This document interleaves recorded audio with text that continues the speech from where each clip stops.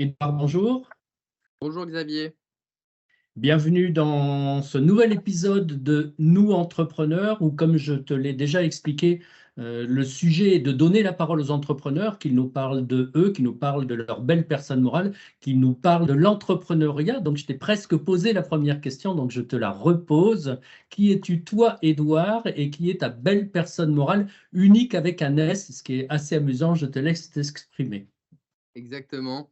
Donc moi, je suis Édouard Noël, j'ai 26 ans et je suis l'heureux fondateur de la société Unique, avec un S comme tu le dis, que j'ai fondé il y a un peu plus de 4 ans et demi avec mon associé et cousin Amaury Beaune.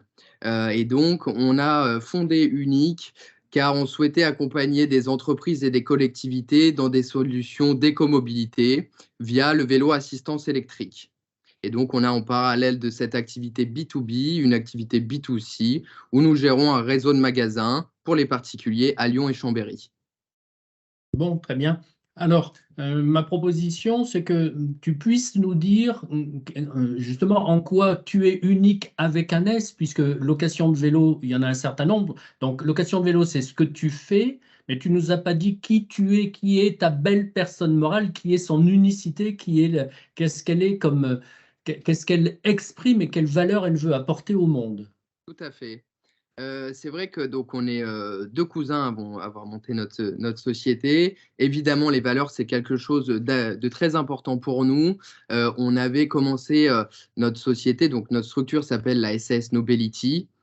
Bon, tu l'auras compris, on n'est pas de la communication. On avait trouvé cette idée par la contraction de Noël, mon nom de famille, et de Beaune avec E.T. pour Mm. mobilité en anglais. C'était bien pour les 2 premières années. Et ensuite, on a voulu créer une marque à l'image de nous, fondateurs. Et donc, on voulait surtout sortir un petit peu des cas qu'on voit régulièrement dans le vélo, c'est-à-dire l'écologie, bien qu'on soit très sensible à ça, Mm. la performance, etc. Et nous, on voulait se concentrer plutôt sur l'expérience. Et donc, on a une baseline qui s'appelle unique comme toutes les premières fois, parce qu'on considère que toutes les premières fois sont uniques. Et donc, nous, on va jouer sur cet aspect plutôt d'expérience, de souvenirs, de sensations.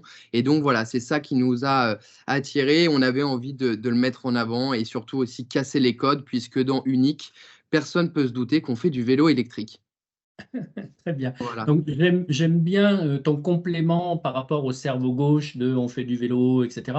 J'aime bien les sensations, les émotions, l'expérience fondatrice. Donc, ça détermine très certainement une de tes unicités. Donc, je peux que proposer aux personnes qui sont sur Lyon ou ailleurs, d'ailleurs, de venir goûter cette expérience sensitive. Ça te va? Tout à Euh, fait. Chez toi, parfait. Qu'est-ce qui t'a amené dans l'entrepreneuriat? Qu'est-ce qui m'a amené dans l'entrepreneuriat? Je pense que c'est l'alternance qui m'a poussé très jeune. Alors, j'ai un parcours un peu particulier. J'ai pas forcément aimé l'école et mon parcours scolaire. Donc, j'ai rapidement voulu me concentrer un petit peu sur le milieu de l'entreprise. J'ai commencé donc en faisant un bac pro vente où là, j'ai réalisé beaucoup de stages et je me suis dit, en fait, c'est dans les entreprises que je me sens à l'aise. Et donc, j'ai trouvé ma voie. J'ai pris un parcours un petit peu dévié, mais avec la seule et même volonté de prendre un parcours différent et de retrouver les autres à la fin.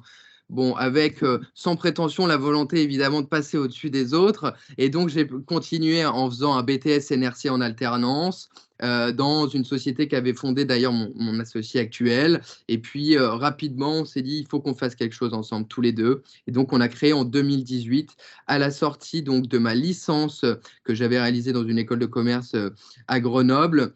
Directement, on a fondé Nobility à la suite de mon diplôme. Donc, on a créé la structure. Moi, j'avais 22 ans et j'avais surtout pas, enfin, j'avais pas forcément volonté à monter une structure. Par contre, on a senti une opportunité de business et on s'est dit, c'est peut-être maintenant qu'il faut y aller. J'ai tendance à avancer très vite quand je suis face au mur. Tout le monde a tendance à se reposer sur ses lauriers. Moi, je sais que pour être animé, il faut que je sois face à des problématiques et face à un mur. Et donc, je me suis dit, bon, bah, je ne sais pas si je serais capable de le faire, mais allons-y, on le tente. Et puis, le pari est plutôt payant pour le moment, bien qu'on soit un petit peu ridé et que voilà, disons que la charge de travail et tout ce stress commence à bien se ressentir. Aujourd'hui, je suis très fier d'avoir monté ce projet, tant parce que professionnellement, évidemment, j'ai pris énormément de compétences. Humainement, c'est vrai qu'animer tout un écosystème autour d'une structure, c'est pour moi ultra épanouissant. On est une vingtaine de collaborateurs aujourd'hui. On avait commencé la structure, on était 2. Et de voir cette belle famille unique grandir autour de nous, c'est extraordinaire. Donc, c'est aussi un des éléments qui m'a permis et qui m'a poussé à devenir entrepreneur, c'est vraiment animer une équipe, une famille un petit peu autour d'un projet commun. Bon, j'ai retenu que tu disais tout d'un coup, avec ton cousin, hein, il me semble, il faut qu'on fasse quelque chose ensemble. Donc, euh, c'est quoi les trois critères, et c'est peut-être pas les mêmes chacun, ou ça vous est devenu presque comme une obligation, il faut qu'on fasse quelque chose ensemble, qu'est-ce que c'était? On sentait qu'on était en train de louper une opportunité de ne pas faire quelque chose ensemble. C'est plutôt ça, on a une synergie et on a une relation très particulière avec Amaury, qui est plus âgé que moi, hein, qui a donc presque 10 ans de plus. On est plus que complémentaires. J'ai encore un peu la fougue de la jeunesse et voilà, une énergie débordante. Voilà. Lui, c'est aussi me calmer un petit peu, avec beaucoup plus de maturité et des compétences que je n'ai pas encore, hein, notamment en termes de gestion, au niveau administratif, etc. Et donc, c'est vrai que, en fait, ça coulait de source. Tout simplement, on a commencé à bosser ensemble et on s'est dit, il faut qu'on arrive à monter un projet. Et on a trouvé rapidement ce projet, puisqu'on on n'a fait que continuer l'histoire qu'Amaury avait commencé avec d'autres actionnaires, mais qui étaient des actionnaires dormants. Et donc, voilà, l'opportunité s'est présentée. On s'est dit, écoute, Amaury, on se regarde dans les yeux, on y va, on y est allé. Et voilà, on en est aujourd'hui. Bon, alors deux choses qui me viennent à l'esprit avec ce que tu viens de dire, c'est que actionnaire dormant, ça n'a pas l'air d'être ton cas du tout, donc je pense qu'Amaury est très largement heureux. Et deuxième chose, tu as dit tout à l'heure, et des compétences que j'ai pas encore, donc ce sera ma prochaine question. En fait, qu'est-ce que ça t'a appris sur toi-même de plus fondamental, l'entrepreneuriat?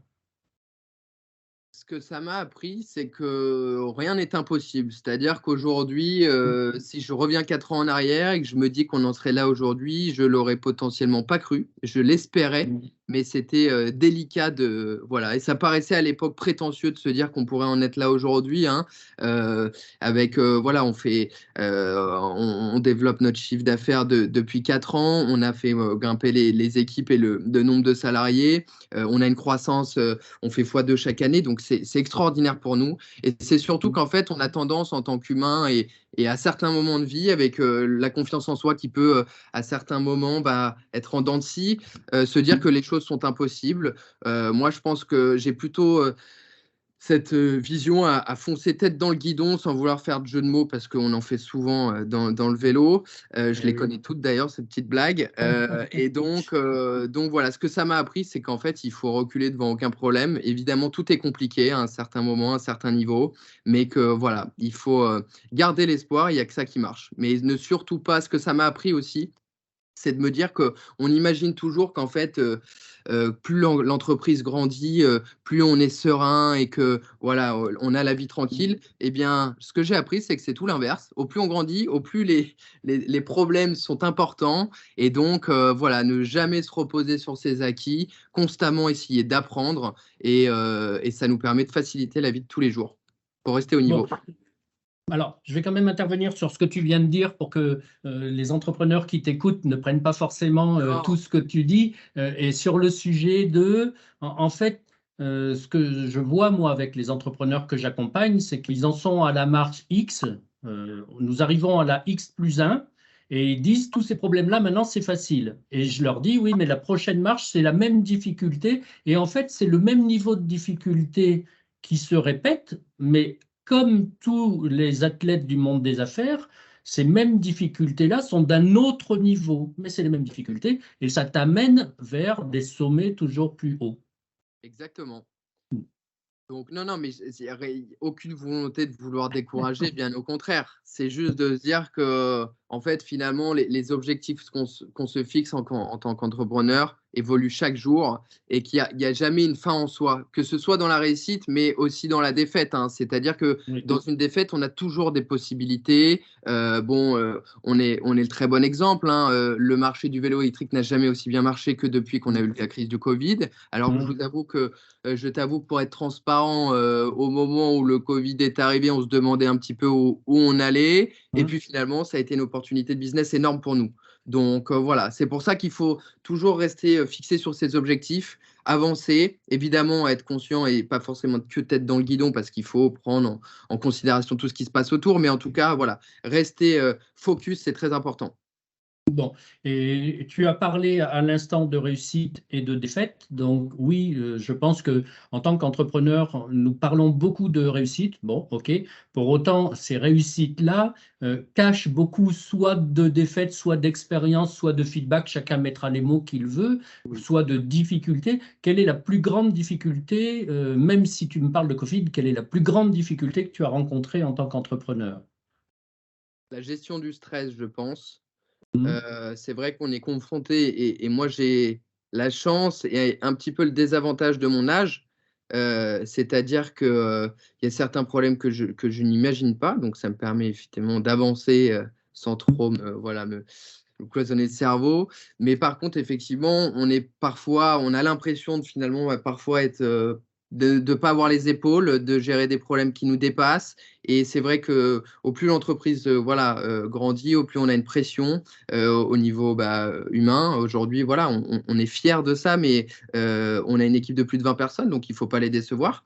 Oui. Donc on a une certaine pression vis-à-vis de ça, on a une pression financière, des objectifs et cetera. Donc pour moi, c'est un des éléments les plus complexes à gérer, effectivement, c'est la gestion du stress et cette problématique de remise en question constante et de réussir à trouver sa place à chaque évolution de l'entreprise, parce que le Édouard de 22 ans n'est plus le même qu'aujourd'hui, avec des envies qui ont évolué, qui ont changé. Et donc, je pense que voilà, c'est d'être à l'aise avec soi-même, c'est une des choses qui est compliquée en tant qu'entrepreneur.